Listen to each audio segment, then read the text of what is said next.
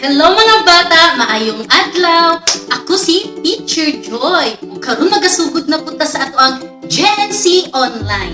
Kumusta mo karong adlaw mga bata? Wala ba mo'y ginahimo? Unsa ba inyong lingaw karong adlaw sa inyong balay? Ang nindot inyong mga pagabuhaton kay magtan-aw ug maminaw na lang sa ato ang Gen Z Online. At kung na pa mo'y makatunan bahin sa Biblia o may balaan nimo ang gugma sa Dios diha kanimo. Karon bago kita magasugod, pagasugdan nato kini sa pag-ampo. Iduko nato ang atong ulo, gipiyong ang atong mata. Ginoong Dios, salamat karong adlaw nga imong gihatag kanamo. Salamat Ginoo sa maayong lawas, sa proteksyon ug sa mga blessings na imong ginahatag kanamo matag adlaw. Salamat Ginoo sa imong kaayo sa among kinabuhi. Ginoo sa among pag-GNC online karon, uban ni kami Ginoo nga masabtan namo ang imong gusto nga mensahe nga ipaabot nimo dinhi kanamo Ginoo. Ginoo, ikaw magahatag kag kaalam mo kay balo kanamo Ginoo nga magtanan namo pagatunan, magabutan sa among kasing-kasing ug ma-apply namo sa among kinabuhi. Ginoo, salamat sa imuhang pagkamaayo sa among kinabuhi. Ginoo, tabangi kami nga mahimo kami nga bata nga nagasubay sa imong kabubuton. Tabangi kami Ginoo nga tanan ng pagkahimuon magahatag og kalipay diha kanimo. Sa ngalan ni Jesus. Amen. Bata, naaba kay gusto buhaton nga walay makapugong kanimo? Atong sayron kung unsa gisulti sa to ang memory verse karong adlaw. Ang atong memory verse bata, makita kini sa Old Testament. Sa 1 Chronicles chapter 22 verse 19. Basahon ako sa Bisaya. Gaingon siya dinhi, busa karon itugyan ninyo sa Ginoo nga inyong Dios ang tibok ninyong kasing-kasing ug kalag. 1 Chronicles chapter 22 verse 19. Ug ako kining gipadako bata para makita ninyo tanan. Ug ato ang basahon dungan bi. Ready, go. 1 Chronicles chapter 22 verse 19. Now, set your heart and your soul to seek the Lord your God. Unsa man ang buot pasabot niini. Gaingon siya diri nga imo gayud nga itugyan sa Ginoo sa tibok nimo kasing-kasing ug kalag. Kung unsa man ang gusto sa Ginoo nga pagahimuot, pagabuhaton. Buot pasabot mga bata, ang imo jud nga pagkatibok ang kinabuhi, ang pagsunod kaniya o pagtuman sa iyang kabubuton. O gaingon siya bata, seek the Lord your God. Unahon gayud nimo ang Ginoo sa tibok nimong kasing-kasing. O kung ikaw bata, nga naa Jesus sa imong kinabuhi, kinahanglan gayud nimo nga imo gayud sundon ug tumanon ang iyang kabubuton bata. O kinahanglan imong imo yung buhaton ang makapahimuot kaniya. Pero kung ikaw bata nga wala pa Jesus sa imong kinabuhi, karon nga adlaw isa ka oportunidad nga imo gayud pagatumanon ang Ginoo ug dawaton nimo si Jesus sa imuhang kasing-kasing bilang imong manluluwas o Ginoo ug makatabang gayud kanimo bata ang pagpaminaw sa atong Bible lesson. O gani mga bata, atong memorize ang ato ang memory verse karong adlaw. Pagadunganon nato ug magdula kita. Ang dula naton is crisis stand up, bot pasabot, pumugsulti ko inyo dayon nga magatindog ka kung asa ka karon ug magadungan sa pag-memorize sa ato ang memory verse. O sige mga bata, kinsa man kaninyo karon ang naka-t-shirt ug white. O sige, dunganon ha. Basahon nato ang memory verse karon. Dungan, ready, go. 1 Chronicles chapter 22 verse 19. Now set your heart and your soul to seek the Lord your God.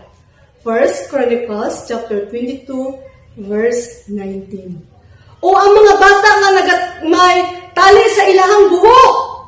O sige daw, dungan, ready, go! First Chronicles chapter 22, verse 19. Now set your heart and your soul to seek the Lord your God. First Chronicles chapter 22, verse 19. O tanan ng mga bata nga nagasapatos, dungan, ready, go! First Chronicles chapter 22, verse 19. Now set your heart and your soul to seek the Lord your God. First Chronicles chapter 22, verse 19. O wala na kopya, tanan, ready, go! Tanan nga mga bata nga nakakaon karong adlaw, ready, go! First Chronicles chapter 22, verse 19. Now set your heart and your soul to seek the Lord your God. First Chronicles chapter 22, verse 19. Maayong adlaw mga bata. Ako ang inyong makauban sa atong Bible story karon. Sa inyong paminaw, unsa ka ang importanteng leksyon nga nakatunan ni Haring David sa iyahang kinabuhi? Siya tigulang na o kinahanglan nga ipasa na niya ang iyang trono sa uban. O gusto ni Haring David nga isulti ang iyahang importante nga leksyon nga iyang nakatunan sa iyang kinabuhi. Si Haring David, 70 years old na, o nahimo siyang hari sa 40 years na, o tigulang na siya. Ug sa iyang pagkahari, daghan siya nga mga away nga nagmadinaugon gayud siya. Kinsa ka ang nitabang kaniya mga bata aron siya malig-on ug madinaugon sa gera? Oo mga bata, ang Dios. Apan, gipapahulay siya sa Dios sa iyang mga kaaway ug nagmalinawon siya. Apan wala siya gidaayan tungod kay daghan kayong iyang gihimo dito sa lugar sa Jerusalem. Nag-assign siya og mga grupo sa tawo sa pagbuak sa mga nindot nga mga bato. Naghimo sila og libuan ka mga lansa nga puthaw. Nagputol sila og mga kahoy nga sidrong ilang ipangtapok. Mga bronze nga bugat kaayo ang timbang. Unsaon ka nila ang mga materialis mga bata? Nganong himo sila ni ini? Mga bata, ni atong unang panahon, si David nagsimba lamang sila sa tabernakulo. Kanang dagkong tent. O gusto ni Haring David nga maghimo og templo. Katong sikat nga templo, bantugan nga templo. O iyang naisip nga muhimo siya og templo. O iya kining gisulti ang iyang ideya kay propeta Nathan. Ang Diyos nakigsulti kang David pinaagi kang propeta Nathan nga nag-ingon nga kung ikaw mahumana sa imuhang panahon, ang imong anak ang mupuli sa imuhang lugar nga pagkahari. Tungod kay ang Diyos nagpahinumdum kaniya sa iyang mga ginahimo. Ug gusto sa Diyos nga mapuli kaniya, tawo nga na ay kalinaw. Si David adunay daghang anak. Ug gusto sa Dios nga gikan sa iyang pamilya pagatukuron ang iyang gingharian. Ug si Haring David nagtuugid siya sa saad sa Dios. Si Haring David naa siya'y mga anak.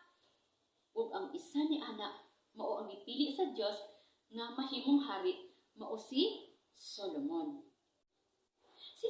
Samtang si Solomon nag-edad na og 20 ka tuig, nakita ni Haring David nga nalisdan gayud siya og ihang natan-awan kung nga naglisod gayud si Solomon sa iyang responsibilidad nga gisamon kaniya nga magpatindog siya og nindot, bantugan, sikat nga templo. Ug gitabangan siya ni Haring David nga ihang papa. Ug gisultihan siya nga kinahanglan gayud nga sundon niya ang Dios.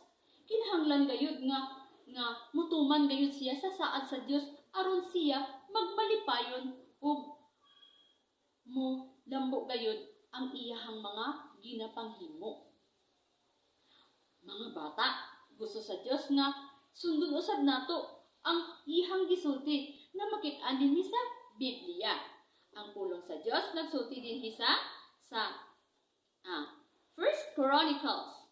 Dinhi sa First Chronicles 22 verse 19a nga nagaingon, karon itugyan ninyo sa Ginoo ang nga inyong Dios sa tibuok ninyong kasing-kasing ug kalag. Kinahanglan gayud bata nga atong itugyan sa Ginoo ang atong kasing-kasing ug kalag sa paghimo sa tanang butang nga ang Dios gayud ang mahimaya, ang Dios gayud ang malipay sa atong mga ginahimo, sama sa gisulti ni Haring David sa iyang anak nga si Solomon nga tumanon gayud ang Dios. Ug daghan kaayo nga mga tao ang nitabang kang Solomon sa paghimo sa templo. Mga bata, gipatawag usab ni Haring David ang mga pangulo sa Israel. Ug ang mga tao gitagaan sila sa kalinaw sa Dios sa ilahang mga kaaway ug nagpuliki sila sa pagtabang kay Solomon sa paghimo sa templo. Ug naisip gayud ni Haring David ang mga butang nga pumahuman na ang templo. Gusto niya nga daghan kaayo nga mga tawo ang ma-involve niini. Na ay motanaw sa ilahang worship, sa pagdayeg dinha sa Dios, na usab mo tugtog sa nagkalaing-laing instrumento. Ug katanawan gayud ni David nga malipay gayud ang Dios kung kini mahuman tungod kay ang templo nga ilang himuon bantugan sikat sa tibuok kalibutan. O kung imong hunahon ang templo, ang ihang mga materyales, daghan kaayo ang ilahang magasto og kung imo kani siyang sumahon, billion of dollars ang ilahang magasto. Ug ang templo mahimong sikat, bantugan sa tanang kalibutan. Ug nalipay gayud si David ug gusto siya nga kung siya mamatay, makita niya nga ang mga tao mudayeg gayud sa Dios. Ug gusto niya nga maukapod kana ang sundon ni Solomon nga itugyan gayud ang kasing-kasing ug iyang kalag diha sa Dios sa paghimo sa mga butang nga gusto sa ato ang Dios. Okay, balo ka mo mga bata nga ang anak ni Haring David nga mao si Adoniha, nakita niya nga dili interesado ni Solomon nga itugyan gayud ang kasing-kasing o iyang kalag diha sa Dios sa paghimo sa mga butang nga gusto sa ato ang Dios. Okay, balo ka mo mga bata nga ang anak ni Haring David nga mao si Adoniha, nakita niya nga dili interesado si Solomon sa nga mahimong hari o gusto gayud ni Adoniha nga siya ang mapuli. Mga bata, ihang gitawag ang mga sikat nga mga tao o ihang giistoryahan nga gusto niya nga siya ang hari ug daghan kayo ang nidapig kaniya. O bisan pa man gani ang commander sa army ni King David, nidapig gayud kay Adoniha.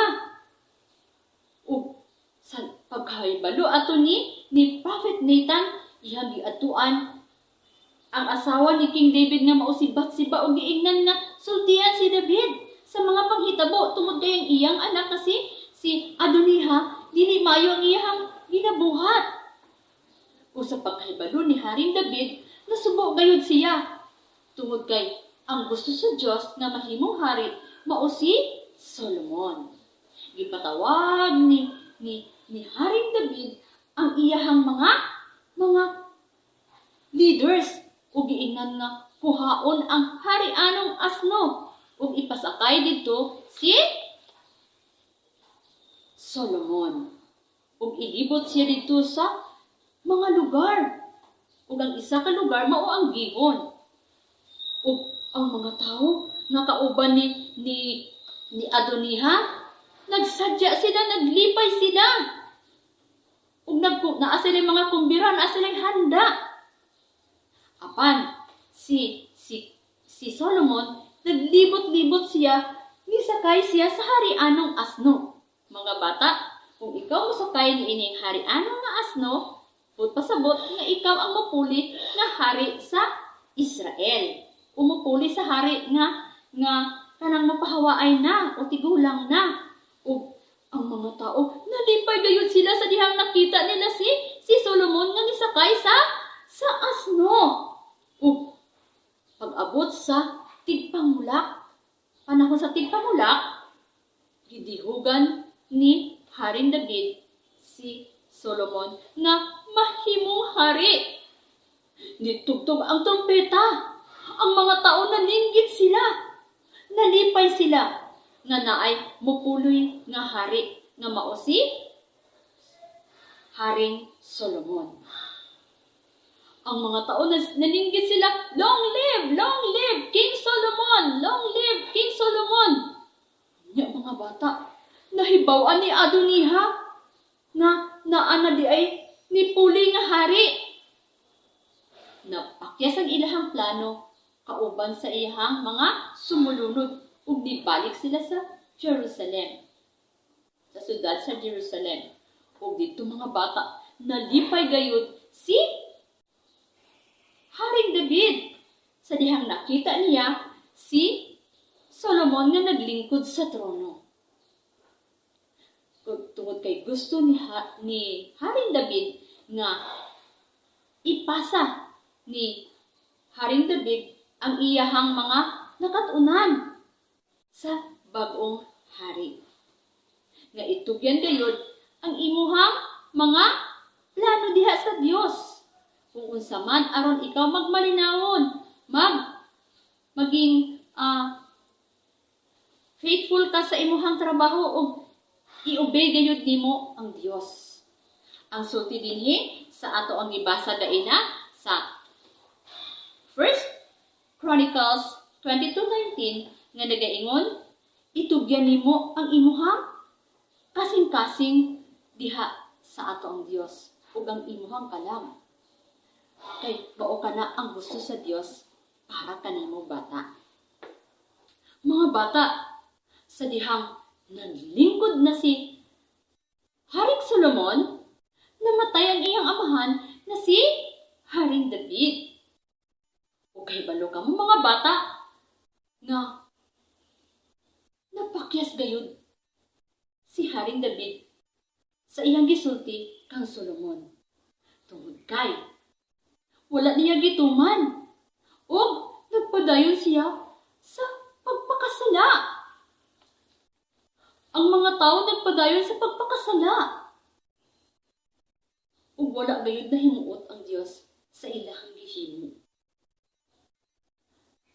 Gitugutan sa Dios nga sulungon ang ilahang lugar sa Israel sa kalaban. Ug ang mga tao dito gipangdakop, ang mga hari gipahawa. Ang ilahang mga tong templo nga nindot kayo gipangguba ug gilaglag gayud ang tibuok Jerusalem. Ug napakyas gayud sila. Tungod kay wala niya gihimo ang gisulti sa iyang amahan, wala niya gisunod ang Dios sa iyang mga plano. Apan mga bata, niabot ang 400 years. Gipadala sa Dios ang iyang bugtong nga anak nga si Jesus nga mao ang mohari sa kalibutan. Kinsa ang Dios?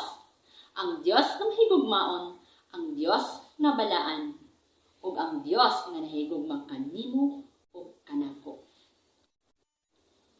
Ang Dios nga nag-angkon sa imuhang mga sala. Tungod kay ang sulti niya dinhi sa Biblia, sa Isaiah 53:6 nga nagaingon, kitang tanan sama sa karnero nga nahisalaag ug wala mosubay sa hustong dalan. Apan siya'y gidakdakan sa Ginoo sa tanan natong sala, mga kasalanan. Mga bata, sama kita sa karnero nga ni salaag. Nagpadayon kita sa pagpakasala. Sala nga naa sa atong huna-huna, sa atong ginapangsulti, ug sala nga atong ginahimo, ug kita nahilayo diha sa Dios. Apan mga bata, ipadala sa Dios ang iyang bugtong anak nga mao si Jesus, pinaagi kang Maria ug kang Jose nga kaliwat usab ni Haring David. Ug kahibalo kamo mga bata nga ang si Jesus nga gipakatawo ni Maria, perpekto siya o wala gayud sala.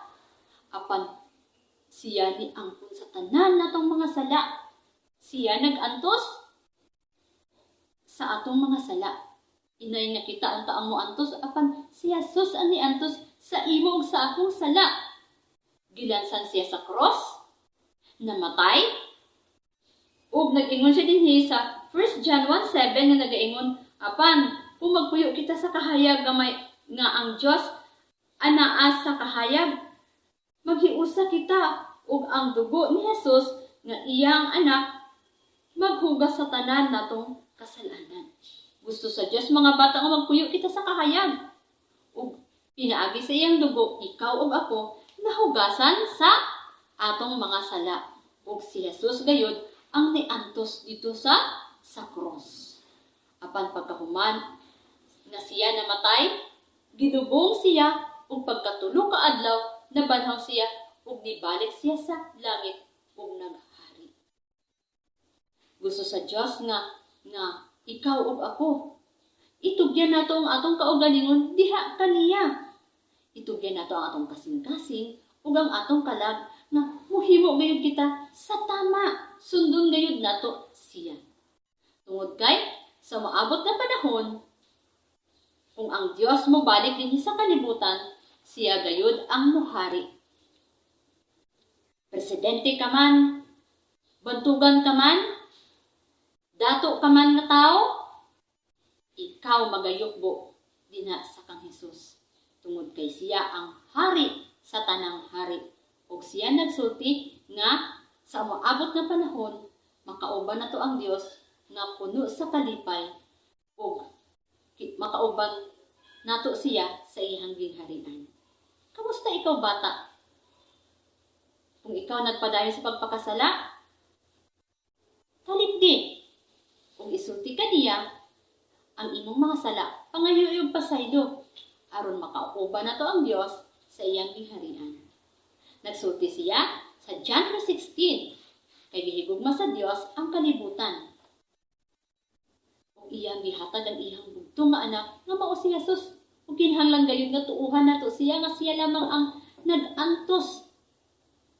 Siya ang niangkon sa imo ug sa akong sala. Ug kinahanglan gayud nga dawaton nato siya nga atong Dios ug personal nga manluluwas aron siya magahatag kanimo ug kanako ug kinabuhing walay katapusan. Gusto ba nimo nga dawaton si Jesus diha sulod sa imong kasing-kasing nga siya ang mohari diha sa imong kasing-kasing? Gusto sa Dios ingon niya sa 1 Chronicles 22:19 nga ato gayud itugyan ang atong kasing-kasing, ang atong kalag diha kaniya. Magadugo kita sa atong ulo ug magaangko. Gamhanan og mahigugmaon nga Dios, salamat kay imong gipadala si Jesus dinhi sa kalibutan aron ang puno ng among mga sala. Salamat nga siya ang niantos para kanamo ug siya ang nihugas sa among mga sala pinaagi sa iyang dugo dito sa cross. Pasaylohan kami sa among mga sala ug ginadawat namo ikaw nga among Dios ug personal nga manluluwas. Tabangi kami nga kami magauban kanimo diya sa imong gingharian sa umaabot nga panahon. Sa pangalan ni Jesus, Amen ug Amen. Mga bata, kumusta ang inyong pagpaminaw sa ato ang memory verse o Bible story karon? Naminaw ba maayo o nasabtan ba ninyo kini pag-ayo? Kimabalaan ako na karon kung nasabtan ninyo ni og naminaw jud og maayo kung matubag ninyo ang ako ang mga pangutana. Aduna ko'y 3 ka pangutana dinhi. Iuna na ko nga pangutana. Asa o kung sa ato ang memory verse karon? i-recite kini. Di tama mga bata, makita kini sa 1 Chronicles 22 verse 19. I-recite ninyo mga bata. I-recite nato. 1 Chronicles chapter 22 verse 19. Now set your heart and your soul to seek the Lord your God. 1 Chronicles 22 verse 19. Ikaduha nga pangutana. Unsa ang maayo kaayo nga pahimangno ni David sa iyang anak nga si Solomon? Tama mga bata, kinahanglan nga tumano niya ang Ginoo sa tibuok niyang kinabuhi. Tatlo nga pangutana. Ikatatlo nga pangutana mga bata. Paano nimong himuon nga hari si Jesus dinha sa imong kinabuhi?